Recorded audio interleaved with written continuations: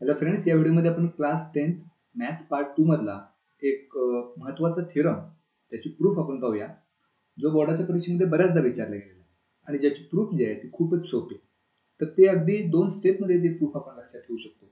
तर त्या थिअरमचं पहिल्यांदा आपण स्टेटमेंट पाहू. The theorem is theorem of cyclic quadrilateral. Statement of the theorem is opposite angles of a cyclic quadrilateral are supplementary.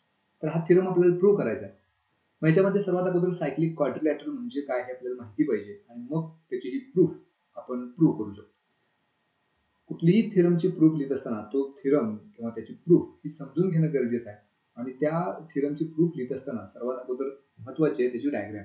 Diagram असेल तरच पुढे जे काय आपण त्याची प्रूफ लिहिणार आहोत त्याला अर्थ राहतो. So start with the diagram.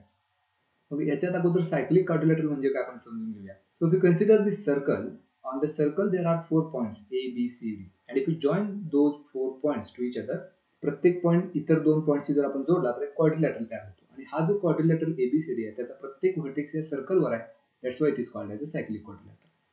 आपल्याला प्रूव्ह करायचं की ह्या सायक्लिक क्वाड्रिलॅटरलचे जे अपोजिट अँगल्स आहेत ते सप्लिमेंटरी आहेत, म्हणजे त्या दोन्हीची बेरीज असली पाहिजे 180 डिग्री. मग आता ह्या थिअरमची प्रूफ लिहिताना सर्वात अगोदर तर डायग्राम पाहिजे. त्याच्यानंतर आपल्याला लिहायचं आहे गिव्हन. काय दिले या डायग्राम मध्ये, तर एकच दिलेलं आहे की हा जो क्वाड्रिलॅटरल आहे ABCD is a cyclic quadrilateral. तर एवढंच दिलेलं आहे आणि याच्यावरून प्रूव्ह काय करायचं आहे, दॅट इज टू प्रूव्ह तर याचे अपोजिट अँगल्स आर सप्लिमेंटरी. मग अपोजिट अँगल्सच्या दोन पेअर आहेत, एक म्हणजे अँगल A आणि अँगल C. हे एकमेकांचे अपोजिट अँगल्स आहेत. त्यामुळे पहिला होईल आपल्याला angle A plus angle C is equal to 180 degree. ते दोन सप्लिमेंटरी अँगल्स आहेत, म्हणजेच त्यांच्या मेजरशी जर सम आपण केली तर ती 180. मग आणखी एक पेअर आहे अपोजिट अँगलची, ती सुद्धा सप्लिमेंटरी आहे. तेही प्रूव्ह करायचं आपल्याला. That is angle B plus angle D is also equal to 180 degree. तर हे आपल्याला प्रूव्ह करायचं. आता ह्या थिअरम मधला एक भाग पहिला तो आपण प्रूव्ह करू आणि त्याच्यावरून आपण असं म्हणू शकतो की similarly we can prove the second part also. मग आता ह्याची लिहायची आपल्याला प्रूफ. ह्याची प्रूफ जी आहे ती फक्त 2 स्टेटमेंट्स मध्ये. सगळ्यात पहिल्यांदा आपल्याला अँगल A घ्यायचा आहे. मग अँगल A चं 3 अक्षरी नाव BAD. मग हा जो अँगल BAD आहे त्यानं इंटरसेप्टेड केलेला आर्क कोणता, तर अँगल BAD न इंटरसेप्टेड केलेला आर्क आहे BCD. मग इथे जर आपण इन्स्क्रायर्ड अँगल थिअरम वापरला तर त्या थिअरम नुसार हा जो अँगल आहे BAD त्याचं मेजर या आर्क BCD च्या हाफ असणार आहे. तर पहिल्यांदा आपण ते स्टेटमेंट लिहूया. That is arc BCD is intercepted by angle BAD. म्हणजे मग इथं आपण मेजर ऑफ अँगल BAD हे जर काढलं तर इन्स्क्रायर्ड अँगल थिअरम नुसार ह्या अँगलचं मेजर या आर्कच्या हाफ असणार आहे. That is 1/2 major of arc BCD. याला आपण म्हणू इक्वेशन नंबर 1. आणि हे कशावर लिहिलं आपण ते ब्रॅकेटमध्ये रिझन लिहायचं. That is by inscribed angle theorem.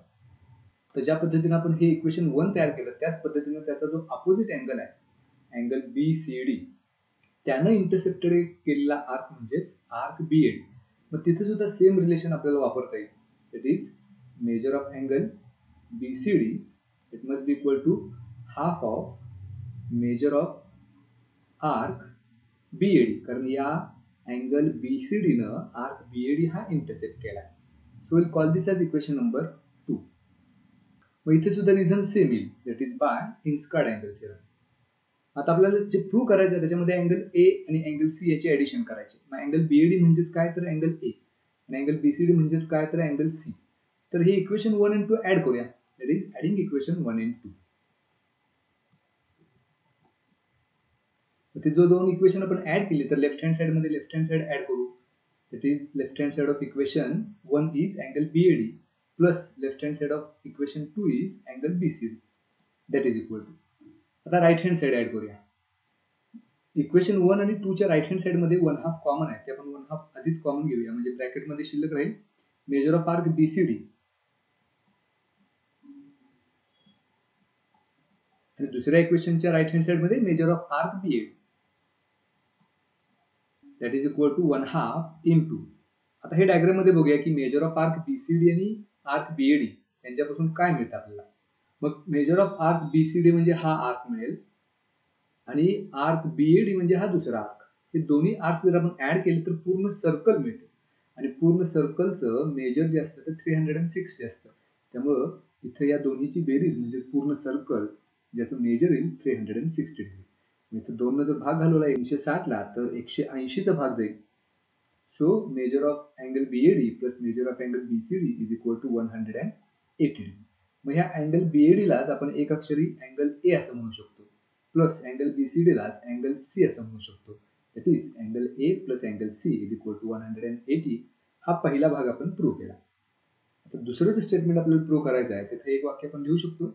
Similarly, we can prove measure of angle B plus measure of angle D is equal to 180 degree. So this is the proof of this theorem, that is theorem of cyclic coordinate.